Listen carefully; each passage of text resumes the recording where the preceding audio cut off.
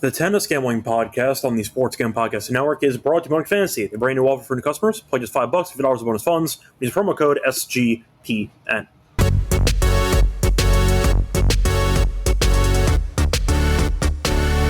And welcome, everybody, to the Tennis Gambling Podcast here on the Sports Gambling Podcast Network. It is currently Sunday morning, early Sunday morning, around 2 a.m. Eastern, here on August 31st. I'm your host, always, Scott Reichel, once again, going solo for this pod. Time to break down the round of 16, or the fourth round, however you want to refer to it, in the U.S. Open. So we're going to break down those matches in a second. For that, the reminder, support the show by liking, subscribing to YouTube. Reminder, also leave a rating and review on Spotify and Apple. So podcast available, video format, audio format, pick whichever you want. But either way, you can show support by liking, subscribing on YouTube, and once again, leave a rating and a review on Spotify or Apple. Plus, a reminder, check the merch store on the SGPN website. We have a lot of great tennis merch. I'm actually wearing a shirt right now for the Tennis Gambling Podcast. Different colors as well. Check it out. We have mugs, sweatshirts, t-shirts, you name it. So check out the merch store there. Plus, a reminder, we do have a couple of contests coming up for the NFL season. We have a free roll football contest, which is back. Free to enter, picking every game ATS. $3,000 first place, $4,000 if you are a member of the Patreon, sportsgamble.com/free roll. Plus, we have 25% off everything in the merch store with the promo code football. So check out the merch store, Tennis Gambling Podcast, MLB Gambling Podcast, you name it. A bunch of shows on the network do have merch. But once again, use the code football at checkout for a quarter off everything in the merch store. Plus, a reminder, check out the Survivor contest that we have. SGPN just launched an NFL Survivor contest, $100 entry, winner take all at sportsgamble.com/survivor to enter the contest. So, starting off with the Lock and Dog recap. Overall, decent. It was another episode where the Lock and Dog weren't that great, but we got basically everything else right. We had a great episode. If you didn't fast forward to the Lock and Dog and you actually listened to the breakdown of each match, we got a ton right. So hopefully made some money in the round. For the lock, though, picked up a loss as Struff ended up beating Tiafoe in straight sets. We had the over 38.5 at minus 126. Really big pain in the ass. Tiafoe was like a minus 280 favorite. He was minus 1250 to win one set, and he couldn't do it. He had a set point in the third set breaker, couldn't convert it. Struff got the job done, but Tiafoe no-showed the match, and either way picked up a loss there for the lock.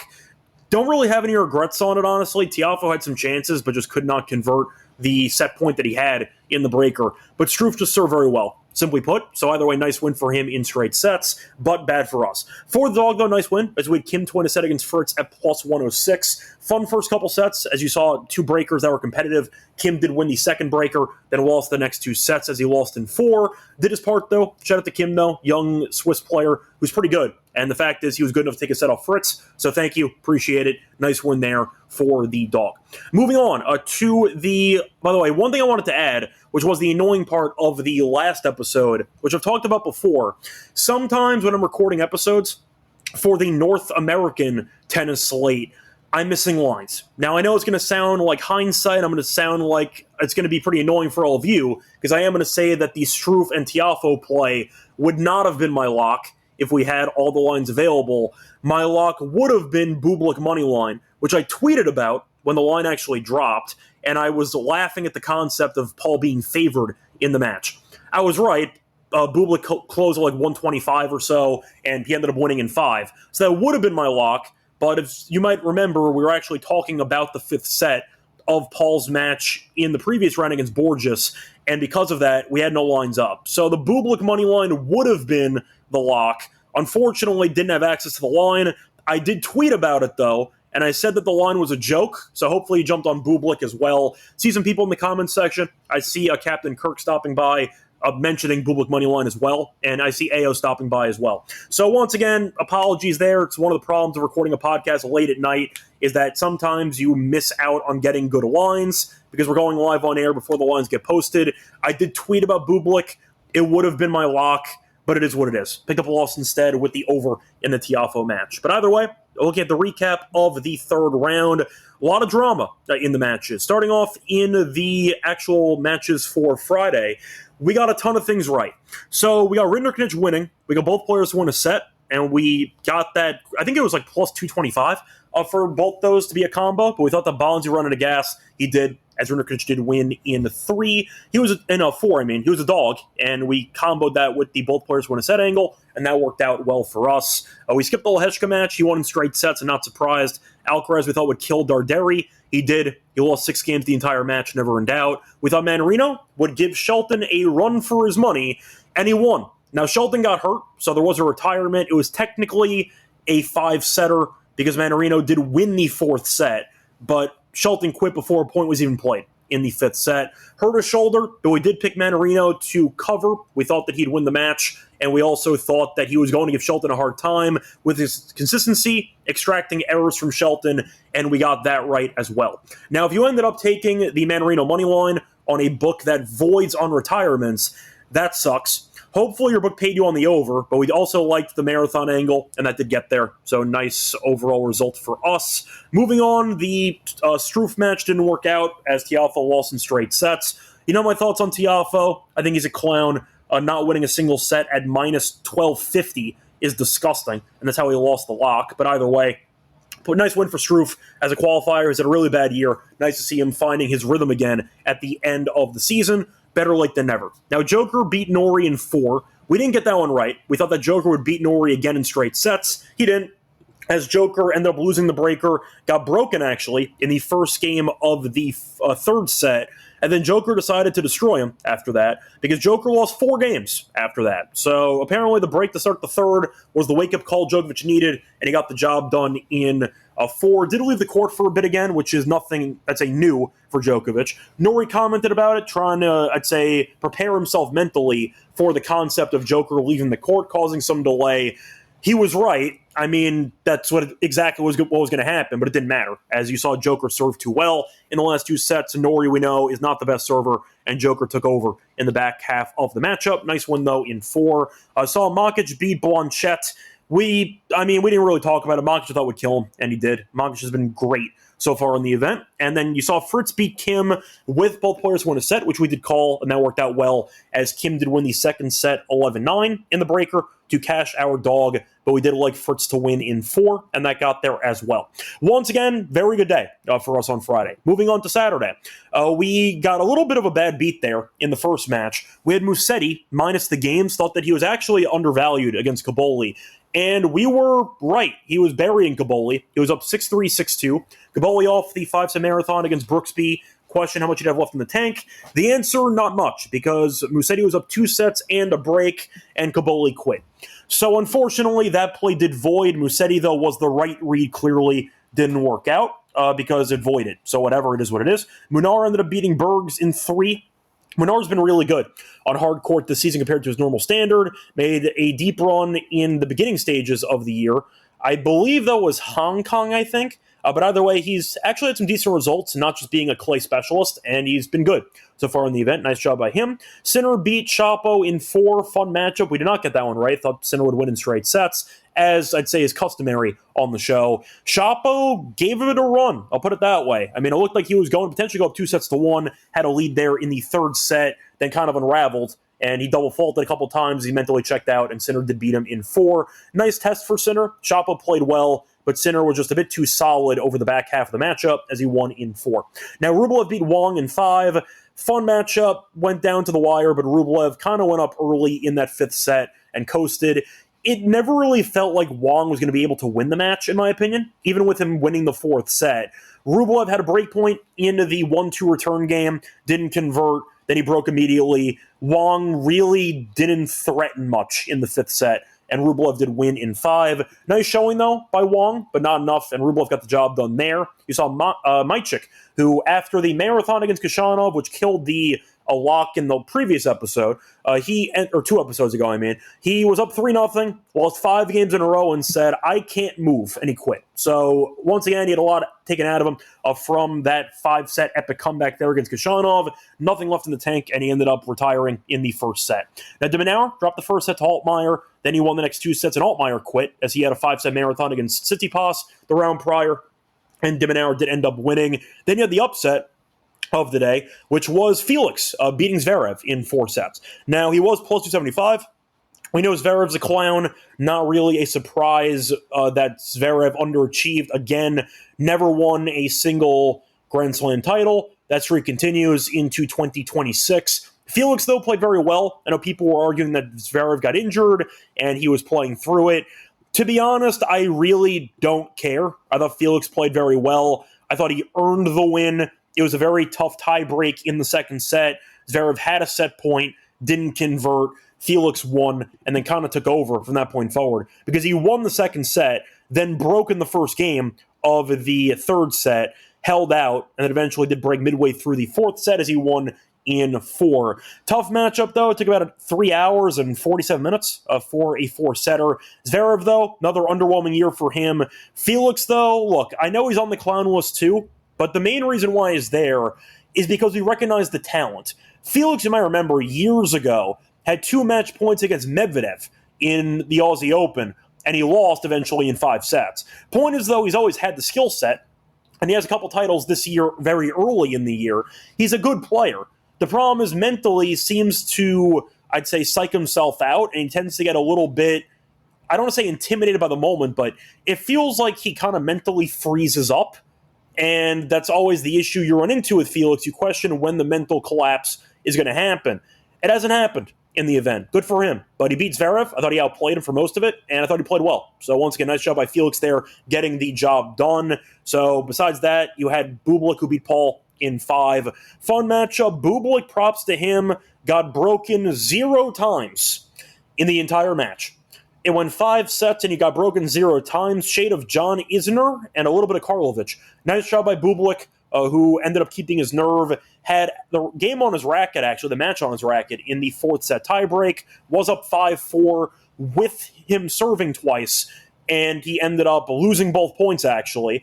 Questionable drop shot there on the 5-4 point, but either way, he lost the breaker, came out, went up 5-0 against an injured Tommy Paul, and he won 6-1 in the final set. So nice job by Bublik. We picked him to win on Twitter. Apologies once again that I couldn't really talk about it on the show because it would have been my lock, but the lines weren't out yet. I tweeted about it though. So once again, you can find me on Twitter, Reichel Radio. I will give out my thoughts and some lines if they are not posted yet. So hopefully you jumped on Bublik because I was very confident in his ability to win. And Tommy being favored in the matchup, I thought was insane. He closes the dog, but he opened at like minus 125, minus 130, which felt egregious, and it was. So nice win by Bublik and the job done there. Now his reward is Sinner. So either way. I see M4 mentioning that he had Bublik to win 3-1 in the match. Yeah, my friend had that. That wasn't a lot of fun, but then he came out for me with the money line. They got the job done there in 5. Anyway, nothing else to really talk about. The only thing I will talk about briefly is kind of just the overall theme of the third round of the event. I talked about it before, but grouping it together, a lot of retirements in the round. Usually you see some retirements early in the event because you have more matches, just quantity-wise. However, we had 4 retirements in the round with Altmaier, Kaboli, Majcik, and Shelton. Now, the Shelton one was a bit fluky because his shoulder just gave him some problems, and he couldn't really move or lift his arm, so he ended up quitting. But you're looking at Majcik, who went 5, Kaboli went 5, Altmaier went 5, and they ended up having nothing left in the tank, and they had to quit. So, look, I'll put it this way. I'm not going to draw the ultimate, I'd say I'm not going to fully correlate the retirements to the crazy Masters 1000 schedules that we've seen for the last couple weeks. I don't think it's helped. I know Shelton, of course, did win a 1,000 title over there in Canada. Majcik didn't play much in that. Kaboli didn't really because he ended up losing in Cincinnati early on to the dream run of Ottmane, and Altmaier ended up not making a deep run either. But I do think the amount of tennis that they cram into a month before the U.S. Open is kind of outrageous, and I do think they need to work on that moving forward. I'm not really sure how they're going to correct it, but I do think having 4 retirements in one round entering the 4th round of the event, and Paul was injured too. So Paul could have, in theory, retired in that 5th set if he wanted to. He chose to tough it out. Props to him, and thank you for not voiding a money line on a local book. But still, I do think it's concerning when you cram that many tournaments into about a 3-4 week span, and you have people that are retiring this late in an event. And it wasn't 1 or 2 guys with an injury that happened at the last minute. This is 4 guys in one round entering the round of 16. That's a bit problematic. I'm not going to, once again, result all of the blame in the Cincinnati tournaments, the Toronto tournaments, etc., being that long. but it does feel like the players have no breaks at all in the hard court slate leading up to the U.S. Open. Yes, the counter-argument is the players can choose their own schedule. That is true. There's also prize money involved, so they want to play for it, of course. But it does feel like there is some type of connection between the really extreme schedule leading up to the U.S. Open and the injuries/retirements we've seen in the event so far. So you can agree or disagree with me in the comments section, but I think that it is somewhat connected, and I think it's unfortunate that players have to play that many matches entering the 3-5 set format, and then after having 5-set marathons, they run out of gas and get injured. So it's unfortunate. It is what it is. It's part of the sport. But I do think there needs to be a little bit better pacing of the hard court slate post-Wimbledon. I say that's my main point that I'm trying to make. Anyway, before we get into the actual breakdown of the fourth round matchups, a reminder, they're brought to you by our sponsor, which is MyBookie.ag, using to bet on football and everything else, college football, NFL. They have Prop Builder as well, so you can bet on some player props second to none. Their motto is bet on anything, anywhere, anytime. So you think of any sport you can think of, they probably have it, whether it involves MMA, whether it involves boxing, if you want to do baseball, you want to do women's basketball, you want to do tennis. They have that too. But a reminder, they can also use crypto for deposit payouts. When you sign up for a new account, use code SGPN for a 100% bet back bonus, $500 for new customers. MyBookie.ag promo code SGPN. We're also brought to Rhythm. They have a lot of great power trends or smart signals now for WNBA and, of course, for baseball. They also have NFL during the season. They have college football for totals and sides. I know Adam and I were backing the college totals for FCS. Very good. I recommend. I made some money over the weekend backing Rhythm stuff, so recommend checking out the platform. A reminder, though, they also have a brand new leaderboard with weekly cash prizes just for tracking your bets on the app. Track 5 bets of the same type from any model you build. You could win $1,000, no questions asked. A reminder, you have a free trial with Rhythm, though, with the combo promotion link. Use the link sportsgame.com/rhythm to get your 7-day free trial. Welcome back, everyone, to the Tennis Game Podcast. Finish recapping the third round. Time to move on into the fourth round. So, starting off with the first match on the card for Sunday. Looking at the matchup between, we'll go with Mannarino against Lehecka in this one. So, look at the matchup here. We know Mannarino is a dog in this one, as he's a pretty hefty dog, actually. Lehecka's minus 300. Mannarino's around plus 250. For the spread, minus 4.5 for Lehecka, plus 4.5 for Mannarino. The over-under in games is at around 38.5. For the set spread, I see Lehecka to win in 3 or 4 sets. The minus 1.5 spread's minus 150. Plus 1.5 sets for Mannarino is plus 117. The over 3.5 sets is minus 170. The under is plus 132. Match to go 5 is plus 240. So, for the path of both players here, we've seen Mannarino surprise some people, making a very good run. He ended up beating Griekspoor in straight sets, beat Thompson, and beat Shelton in 4 with their retirement. As for Lehecka, he's been coasting, beat Coric in 4, beat Etcheverry in 4, and beat Collignon, relative unknown Belgium guy who upset Ruud in straight sets. So Coric, we know, has been god-awful for about a year. Etcheverry's not been great recently, not a great hardcore player either. Collignon was a Cinderella run, so Lehecka's had a very easy path so far. Mannarino has not, because Griekspoor, we know, can be pretty good, won a grass title this year. Thompson can be dangerous too. Coming off of injury, still won the first round against Moutet, so he looked pretty good, and Mannarino still beat him. And Shelton, he got injured, still went 5 sets either way against the best or second best American player in the world behind Fritz. I thought that it was a very close matchup, and Mannarino had a chance to win pre-injury anyway. But for the actual price itself, never faced off in the head-to-head, by the way, I think the price is pretty large. I think Lehecka is going to win.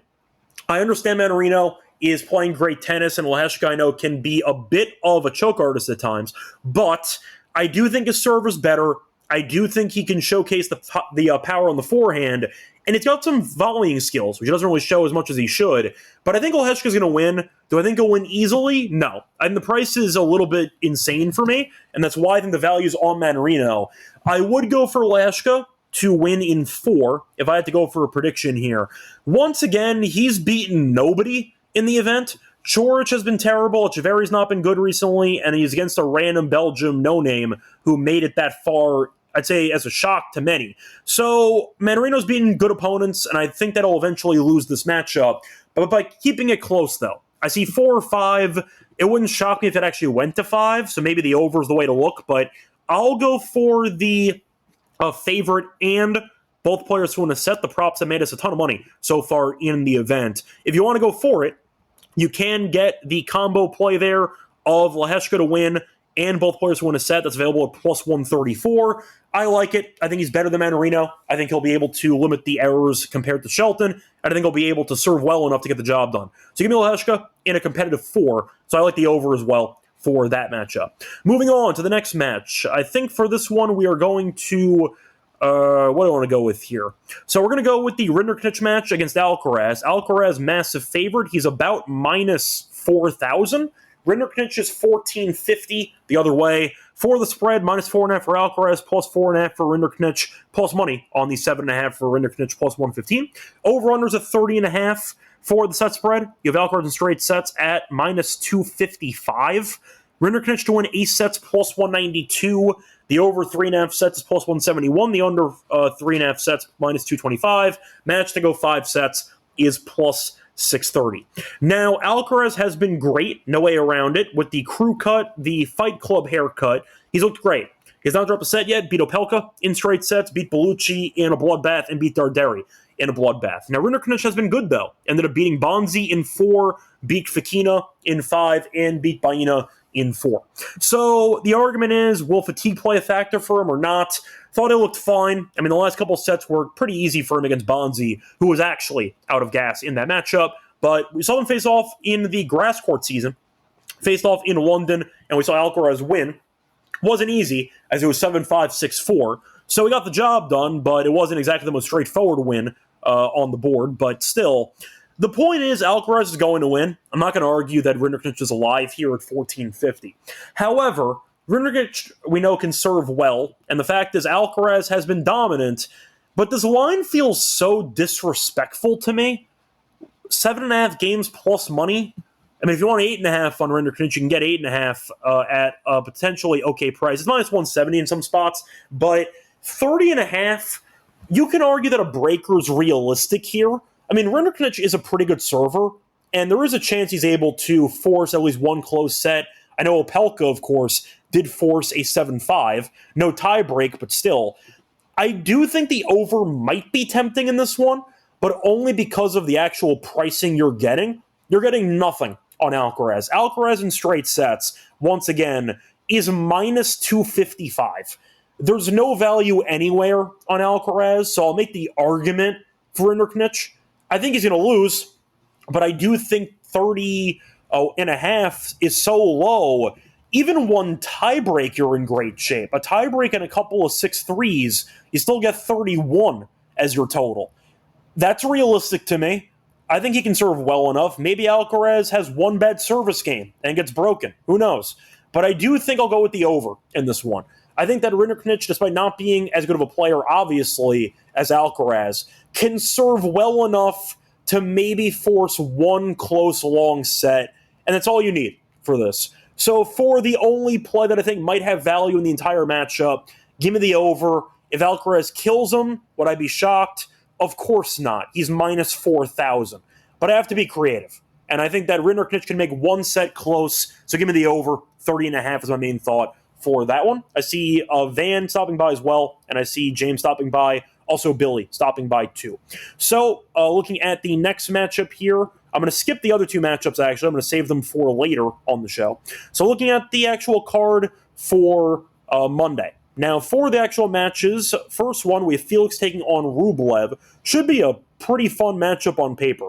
Two guys you don't really trust at all against each other. Now, Rublev's minus 150. Felix is plus 120 for the spread. Minus 1.5 on both sides of the games. The over-under is at 41.5. Shop around, though. Might be able to find a 40.5 or something better. So keep an eye out for that. For the path, though, Felix has put his off against okay competition, and then beating Harris. That is not Lloyd Harris, that's Billy Harris. Beats Safulin and beats Zverev in 4. So not exactly great competition the first 2 rounds, but still beats Zverev in 4. Good win. Rublev beat Prismic, beat Boyer, and beat Wong in 5. So Rublev has definitely had the easier opponent list compared to Felix. First 2 rounds kind of a wash, but Zverev compared to Wong. And the fact that Felix beat him in 4 compared to Rublev beating Felix in 5, I think tells you Felix has looked like the better player so far in the event. Now, the head-to-head has been in favor of Rublev quite heavily in fact. They faced off a grand total of, let me pull up the exact number here, 8 times. Rublev is 7-1 lifetime.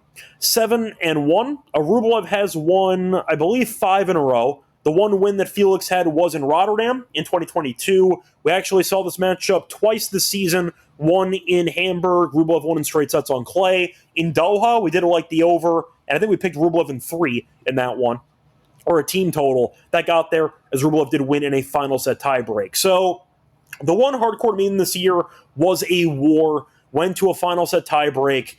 I see a pretty similar script here. I know Rublev has owned the head-to-head. I get it. But Felix actually looks really good. Now, you could argue it's a great spot to fade Felix, because historically speaking, when you put your faith in him, he's going to let you down. But I do think this variable should give him confidence, and the fact is Rublev beat Wang in 5, hasn't looked amazing in the event. He's been okay, but I do think Felix has some value in my opinion. I understand Rublev in the head-to-head owns him. 150, though, does feel pretty expensive. If you want to go for the Rublev to win, both players win a set at plus money, I don't mind that. I don't see Rublev or Felix winning in straight sets in this one. But for me, I'll take a flyer, actually. Give me Felix to win and both players to win a set. I don't see a price available on that yet. Should be in the 2-1 range, give or take. I just think the price is pretty solid for that angle. Actually, you might see a price. I think it was actually posted recently. So FanDuel is 40.5, by the way, if you want the total, minus 112 in the over. Felix to win, though, and both players win a set is plus 230. Rublev and the same prop is plus 178. I'll go for glory. Give me Felix and both players win a set at plus 230 as a main thought for this one. Moving on to the next matchup, looking at Sinner against Bublik, if we have lines on that. We might not have any lines. We'll see. Do we? Sinner's minus 3,500. Oh, he's minus 3,500. Okay. Yeah, what's the straight sets here for Sinner? Minus 192. Great. All right, Sinner team totals at 18.5. Bublik's at 10.5. They're picking a bloodbath. Now, Bublik's off a 5-setter, so if he could play a factor, we'll see. But he has not been broken in the entire event. He has been on an absolute roll, and we know Bublik was on a run on clay, won back-to-back titles, showed up here, has dropped 2 sets, both in the match against Paul, has not dropped serve a single time. Sinner, though, got pushed a little bit by Shapo as he won in 4. Now, look, we know Bublik beat him on grass earlier this year in Halle, as Bublik won the title there for the second time. Sinner beat him in straight sets, though, in the French Open, so it has been a trade-off so far in the 2 events this season. Now, I do think you're looking at Sinner, who's going to win, but a lot of it comes down to the fatigue of Bublik. I mean, if Bublik is able to recover well from these 5-set marathon, I think he can make this close. Will he win? I'm going to say no. I think it's a pretty safe assumption that Sinner is going to eventually wear him down over 4 or 5 sets. Bublik can win a set. Will I pick him to? I don't know. I think Sinner left the door open against Shapo, and you can argue that Bublik, like Shapo, can crawl through the door for a set. Now, M4 is mentioning the play that I like for this one, which is the Sinner team total over. You get 1 close set, whatever happens besides that, and you end up cashing.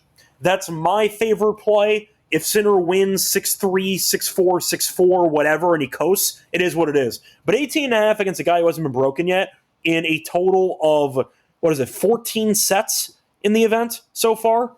I think that's just a great price at this point. So I'll go with Sinner, team total over 18.5. I agree, M4. That was my favorite play. I don't mind the over 29.5 if you don't have team totals, but in theory, Bublik could completely run out of gas and maybe gets buried in 2 sets. But 1 set is close. That's all we need. Give me the Sinner team total over as my main play for this one.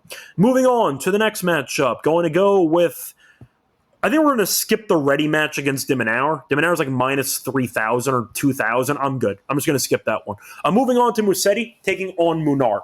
Now, I said before that Munar's had a good season on hardcore face-off earlier this year, and that was in Hong Kong, and we ended up seeing Munar beat him. That was back in January. Still won in 3. Close matchup. Did win 7-5 in the final set, but a win's a win. Now, for the actual pricing for this one. You have Musetti's a massive favorite at minus 250. Munar is plus 195. For the spread, minus 4.5 for Musetti, plus 4.5 for Munar. The over-under is a 38.5. Now, Munar's been good in the head-to-head recently. Besides beating him just in Hong Kong on hard court this year, Munar has actually won 3 of the last 4 against him. Now, a lot of them are on clay, and we know Musetti is a French Open finalist and bronze medal winner in the Olympics. So beating him on clay is arguably more impressive than beating him on hard court. And Munar on clay is actually, 3-0 lifetime?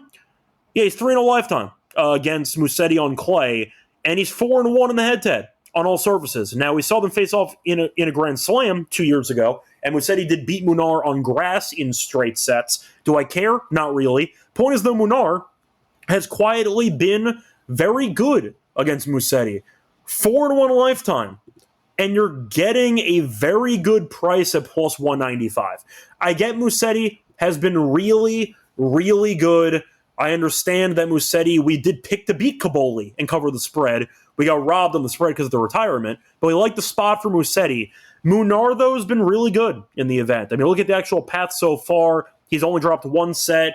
Not the toughest draw, but still beat Bergs, who made a final in the grass slate this year in straight sets. Beat Diallo in straight sets, who we know can be dangerous with the serve, and beat Faria in 4. Musetti beat Caboli, who is very injured and retired, beat Goffin, who is washed, in my opinion, and Pericard, who we know has been really bad so far this year. Yes, the serve's dangerous. Musetti, though, faced 0 break points in the entire match.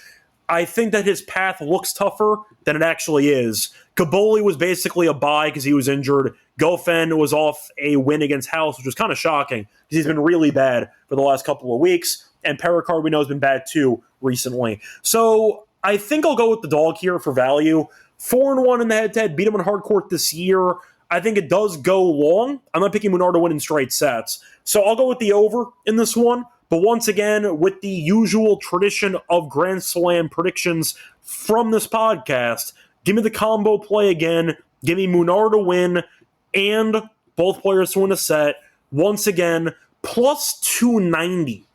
290 is a phenomenal price for somebody that's 4-1 in the head-to-head, with 3 of the wins being on Musetti's favorite surface of clay. Give me Munar in this one. I think I might actually go 5 here. I can see a very close matchup. And Musetti's had some durability issues over the years. So give me Munar in 5. But Munar and both players want to set those at plus 290. The prop's been great for us in the event so far. I'll take that as a main play for this one. Anyway, it's going to wrap it up for the match breakdowns of the 4th round. Time to move on into the lock and dog picks for the 4th round. Before we get into the lock and dog, remember, they're brought to you by our sponsor, which is Underdog Fantasy. Best Ball Mania happening all summer long. 15 million prizes to win first place in a waiver wire. No trades, and a reminder the best balls is the way to play fantasy football. You also use Underdog for pick'em entries with the 500 times your entry. They have tennis. If you want to do double faults, aces, breaks to serve, you name it. They have a lot of options there for Underdog. Check it out. But they have a nice deal for new customers. Play just $5, $50 in bonus funds. Use promo code SGPN. We're also brought to you by Novig, which is a new sponsor for the show. America's #1 sports prediction market. Since Novig is an exchange, you know you're getting some of the best prices in the market. Novig's available in 35 plus states, so make sure it's available in your state. Download the app. Get $50 when you do spend $5.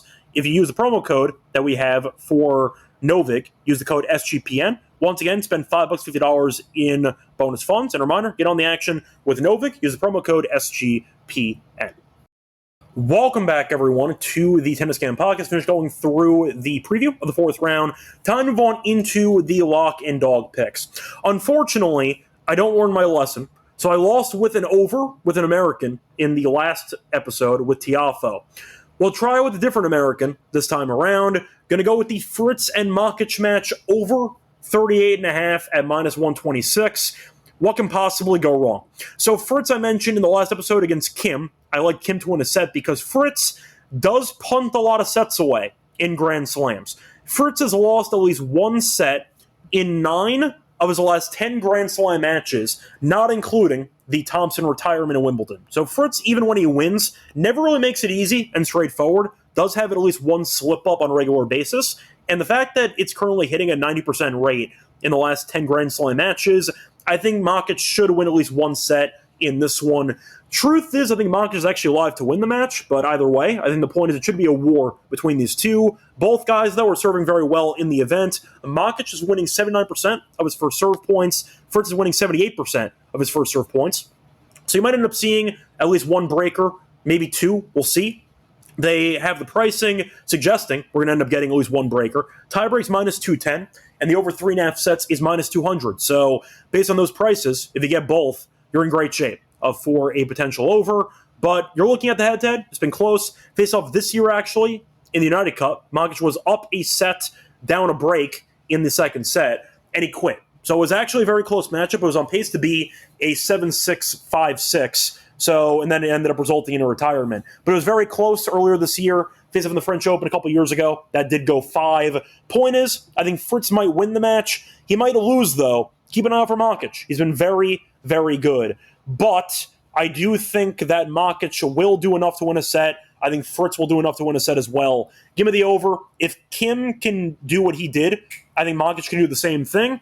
Maybe win a breaker, maybe find a break of Fritz's serve. We'll see. Makic, though, has been really, really good. It has not been fluky. I think Fritz will serve well enough to win a set, but Makic should be competitive here, and it might be an absolute war. Maybe Makic wins, so keep an eye out for that. But give me the over in this one at 38.5 as my lock for the podcast. For the dog, I'm going to go with a combo play. I'm going to go with the Djokovic match, which we skipped intentionally, as he takes on Struff. Give me Djokovic to win, but I will throw in the over 33.5 games at plus 110. That's on Bet365, by the way. There is a pre-made combo play, plus 110. So Djokovic has been winning, not looking dominant, though. Has dropped a set in 2 straight, dropped a set to Norrie and a set to Svaja. So keep an eye out for a potential set that Djokovic can drop. He's gone to the locker room a couple times. Maybe there's an injury there in a set. Struff wins it and eventually does lose in 4. Djokovic, though, has been once again vulnerable. Struff, despite not being good in the head-to-head at all against Djokovic, I believe he's 0-7 lifetime, is minus 145 to win a set. So Struff is expected to actually do some damage here in this matchup. And I do think that Joker can, of course, get the win in straight sets, and it still goes over 33.5. A breaker is possible. I think that was like minus 140 in this one. And if it ends up going with a 7-6 and a 7-5 in the same match, of course, you can win this in straight sets. So I think that's pretty realistic. But there's been a lot of breakers for the two of them. So there's been at least one tiebreak in 4 straight Struff matches. Expected. Big serve. Not a great returner. Djokovic, though, has had a couple breakers. Had a break against Norrie, a break against Svaja. He actually lost both those tie breaks, and he ended up having a breaker against Tien. So I do think that you're looking at the actual opponent the Joker's faced. Pretty similar with Norrie, with Svaja, and with Tien. Ralliers, not much firepower. A very different level of competition here with Struff's serve, which has been just immaculate so far in the event so far. So I think a breaker is likely here. I think Struff could win the breaker. Joker's lost 2 straight tie breaks. Why not? And once again, you might not need it to actually get to 4 sets for the win here. But Struff, those fits off against better players. Tiafoe, Rune, and McDonald are objectively better than Norrie, Svaja, and Tien. And not to mention the fact Struff went through qualifying. So Struff's been playing great tennis. Yes, he's been quite bad all year. He's finally found something again, and the serve's been very good. Tiafoe, though, in straight sets. Rune, who stylistically is similar to Joker, not nearly as good, of course, still 1 in 5. And McDonald, we know, can be a bit annoying at times, and he ended up winning in 4. Point is, though, Struff's been good. I think he can keep this match somewhat close. I think he loses to Joker, of course. But give me a closer match than people think. Give me Djokovic and the over 33.5 as my dog for the combo play for the show. So once again, the lock and dog. Lock's going to be on Fritz and Makic over 38.5 games at minus 126. On FanDuel, for the dog, I'm going to go with Djokovic to win and the over 33.5 games at plus 110 on Bet365. That's going to wrap it up for the show. Back once again for the quarterfinals here in the U.S. Open. Until next time, I'm Twitter's Radio. Good luck to all of you and all of your bets. Bye, everyone.